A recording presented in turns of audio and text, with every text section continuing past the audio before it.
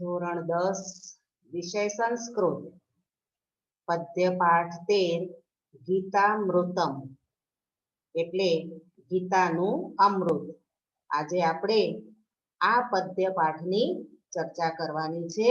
તો સૌ પ્રથમ તેનો પરિચય.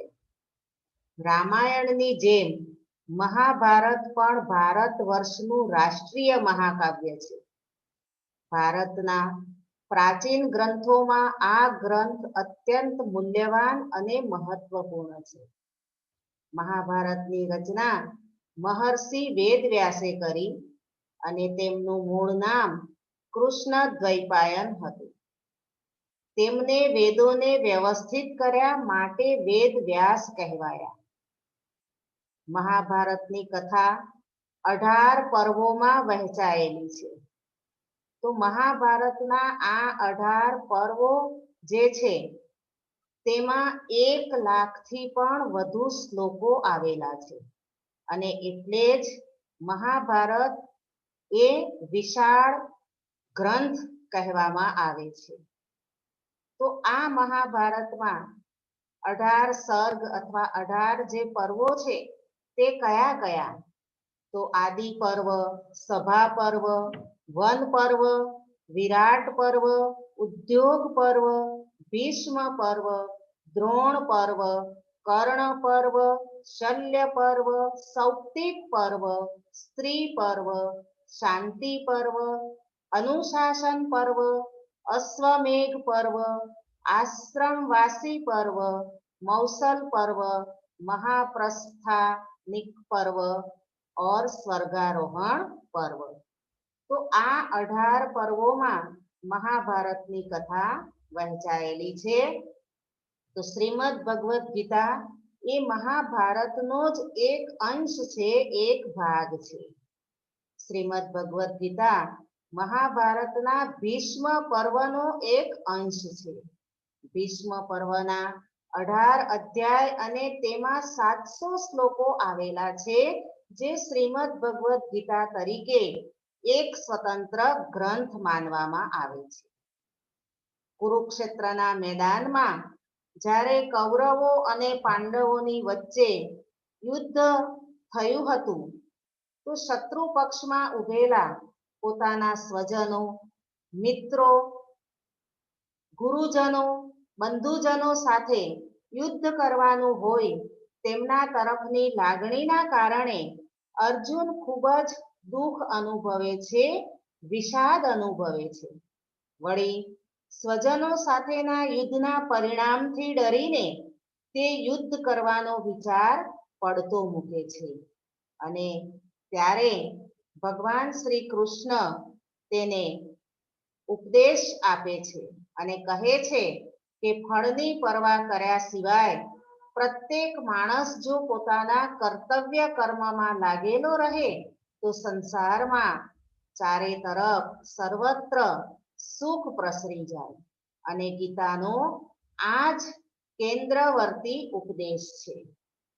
પ્રસ્તુત પદ્ય પાઠમાં ગીતાના 7 શ્લોક પસંદ કરીને લેવામાં આવ્યા છે.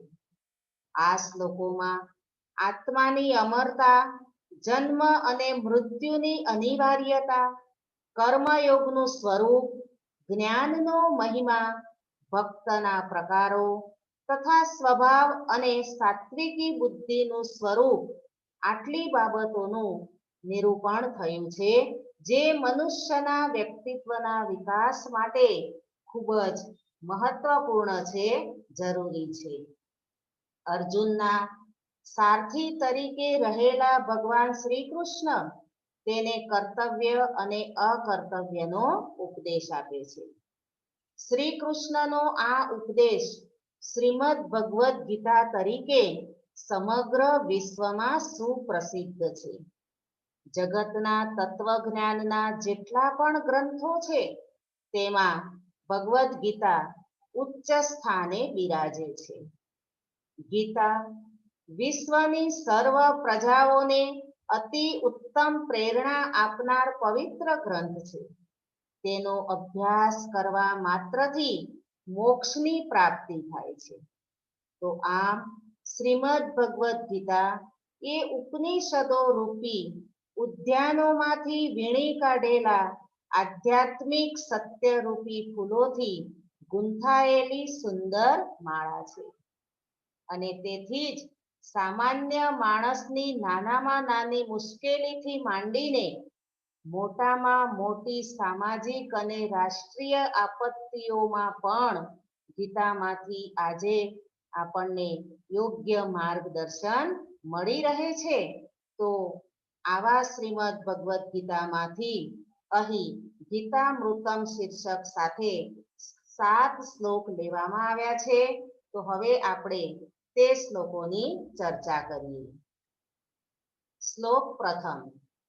ન જાયતે મ્રિયતે વા કદાચિત ન અયમ ભૂત્વા ભવિતા વા ન ભૂયઃ અજઃ નિત્ય શાશ્વત અયમ પુરાણો ન હન્યતે હન્યમાને શરીરે.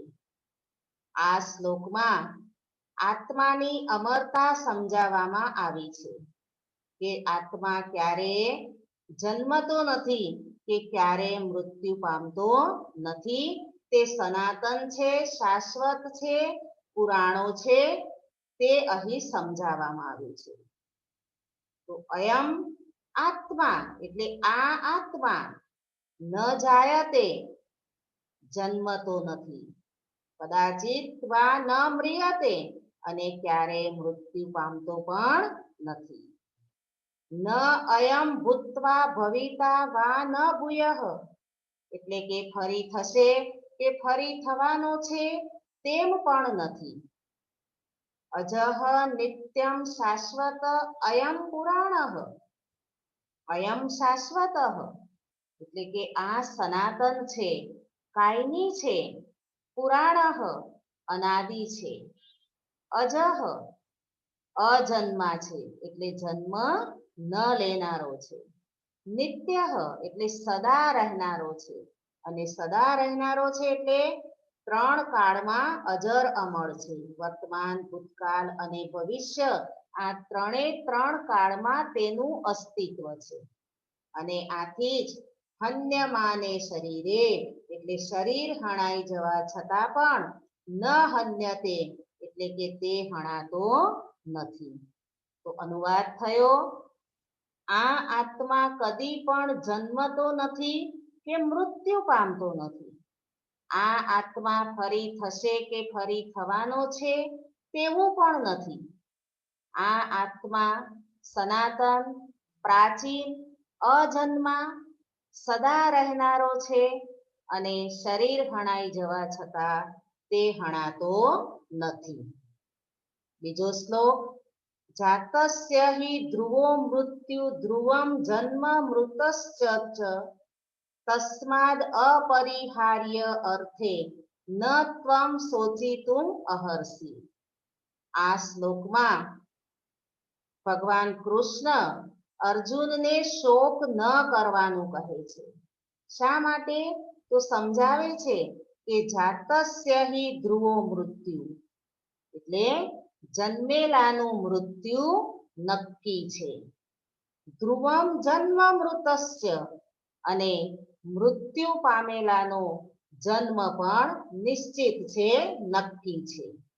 તો તસ્માત અપરિહાર્ય અર્થે એટલે કે જે ટાળી ન શકાય તેવી બાબતમાં ત્વમ એટલે તારે ન શોચિતુમ અહર્ષિ એટલે કે શોક કરવો જોઈએ નહીં.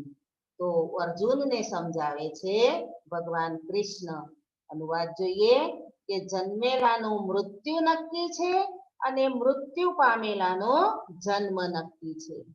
તેથી ટાળી ન શકાય તેવી બાબતમાં હે અર્જુન તારે શોક કરવો જોઈએ નહીં, દુઃખ કરવું જોઈએ નહીં. ત્રીજો શ્લોક જે પ્રચલિત શ્લોક છે શ્રીમદ ભગવદ્ ગીતાનો. કર્મણ્યેવાધિકારસ્તે મા ફલેષુ કદાચન મા કર્મ ફલ હેતુભૂ મા તે સંગ અસ્તુ અકર્મણી. અહીં આ શ્લોકમાં ભગવાન કૃષ્ણ અર્જુનના માધ્યમથી આપણને ઉપદેશ આપે છે કે કર્મ કરવામાં જ તારો અધિકાર છે, ફળની બાબતમાં ક્યારેય પણ નહીં. તો પ્રથમ જે લીટી છે કે કર્મણ્ય વાધિકારસ્તે, એટલે કર્મ કરવામાં જ તારો અધિકાર છે. માં ફલેશુ કદાચન, ફળની બાબતમાં ક્યારેય પણ નહીં. તો માં કર્મ ફલ હેતુભૂ, તેથી કર્મના ફળની ઈચ્છા વાળો થઈશ નહીં, અને માતે સંગ અસ્તુ અકર્મણી, અને કર્મ ન કરવામાં પણ તારો સંગ ન થાય. આ શ્લોક વિચાર વિસ્તારનો શ્લોક છે, અને તેમાં માણસને સમજાવવામાં આવ્યું છે કે માણસે હંમેશા કર્મ કરવું જોઈએ, કર્મના ફળની ઈચ્છા રાખવી જોઈએ નહીં. કારણ કે કર્મનું ફળ એ તો પરમાત્માના હાથમાં છે, અને આપણે જે પણ કંઈ કાર્ય કરીએ છીએ, જે કંઈ પણ કર્મ કરીએ છીએ, તે નિસ્વાર્થ ભાવે કરીએ તો એનું ફળ ચોક્કસ આપણને પ્રાપ્ત થાય જ છે. અને એટલે જ ભગવાન શ્રી કૃષ્ણ કહે છે કે કર્મ કરવામાં જ તારો અધિકાર છે, માટે હંમેશા તારે કર્મ કરતા રહેવું જોઈએ. એ કર્મથી મને શું મળશે, મને એનું ફળ પ્રાપ્ત થશે કે નહીં, એ જરા પણ આપણે વિચારવાનું નથી. કારણ કે કર્મના ફળનો વિચાર કરીને આપણે કાર્ય કરીએ તો તે કર્મ સીમિત બની જાય છે, મર્યાદિત બની જાય છે, અને તેથી તેનું ફળ પણ આપણને પ્રાપ્ત થતું નથી. માટે હંમેશા ફળની ઈચ્છા વગર કાર્ય કરવું જોઈએ, અને કર્મના અભાવમાં કર્મ ન કરવામાં પણ એમ કે તારી વૃત્તિ ન થવી જોઈએ, તે ભાવ અહીં આ શ્લોકમાં રજૂ કરવામાં આવ્યો છે. તો આજે આપણે આ 3 શ્લોકની ચર્ચા કરી. હવે પછીના શ્લોકોની પછીથી ચર્ચા કરીશું. અસ્તુ.